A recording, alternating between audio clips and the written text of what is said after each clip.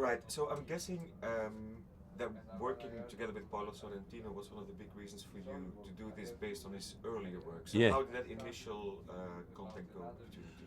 Well, the initial contact was surprising because I had seen The Great Beauty, which was his latest work, and I'm a member of the Academy and I'd voted for it.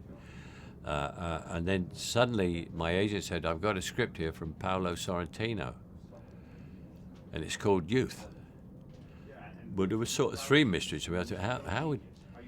How would Paolo Sorrentino come up with a movie for me in the first place? You know, how would he know me? I'm 82 years old. Why is the movie called Youth?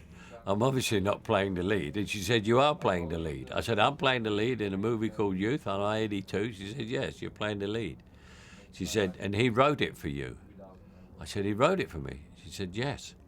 So I was stunned, so I read it and immediately said, of course I'll do this. You know, and I just loved it, loved it. Yeah, can we talk about the reasons why you loved it so much? What is this movie talking about in that, you know, youth versus aging and looking back? Actually, it's called Youth, but it's about age, you know, and youth is a way of what they look back at. You know, there's a very telling little scene, not with that I do, that Harvey Keitel does, with a young woman, and he's trying to explain her youth and age. And she looks through a telescope in the Alps at another mountain, and he said, you see that, that's youth. He said, now turn the telescope around. You see, it's all gone far away. He said, that's old age. Everything gets farther away, you know. And his view of old age, he's not old himself. He's in his 40s, I think. Paolo is very funny and very, very touching, and very, very true, because I am the exact opposite of the character I play. It's because I'm 80, I'm working, I'm getting on with it. He's apathetic. He's a composer who doesn't compose, a writer who doesn't write. He's very sad. He goes on holidays and just sits there and does nothing. It's a complete opposite of me. But this is one area of old age, and you see him come out of it in a very strange way, which I can't explain to you because of the movie. Yeah. But he does take sympathy.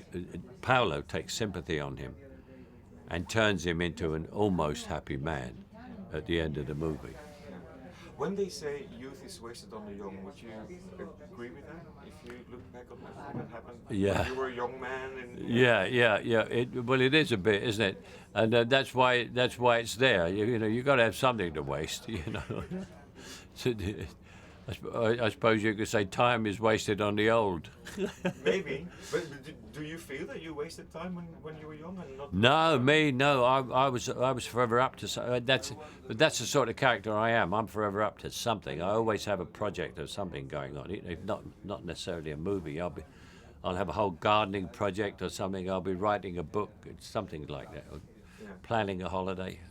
Yeah, well, that's Yeah. always important. But talking about that scene where you said that when Harvey says so that it gets further away, do you struggle with that yourself sometimes, with the acceptance of that? No, I'm not like that. No. I'm not like that at all. Everything is close up to me, and as you get older, for a start, you get grandchildren. And now, and I am absolutely besotted with my grandchildren, because you get bits of luck too, because I never had a son. I had two daughters. And my first grandson looked just like me, so I had a son. It's as though I'm his father. You've got two fathers.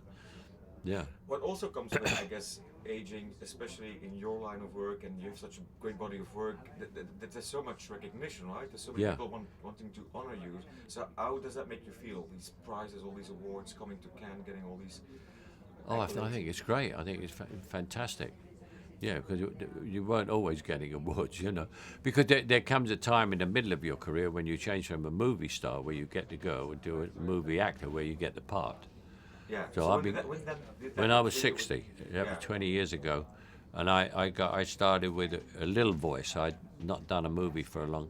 I did Little Voice, then I won the Academy Award with the Cider House Rules, you know. I got nominated for an Academy Award for Quiet American. And these were all things that I'd done after I had thought I'd retired. because when I was about 60, I got a script from producer, and I read it and sent it back. Said the part's too small, and he sent it back to me and says, "You're not supposed to read the lover. You're supposed to read the father." So I thought, it's over. Yeah. But it, of course, isn't. So. Well, it was over for me, and I sort of retired. And then I was in Miami, living in Miami, and Jack Nicholson, who's a friend of mine, was living in Miami. He said, "I'm doing a picture." He said, "Do it with me." I said, "Well, I haven't done it." He said, "Come on, do the movie." And he talked me back in, and then I was off again. It was fabulous. So I owe it all to Jack, who I love dearly.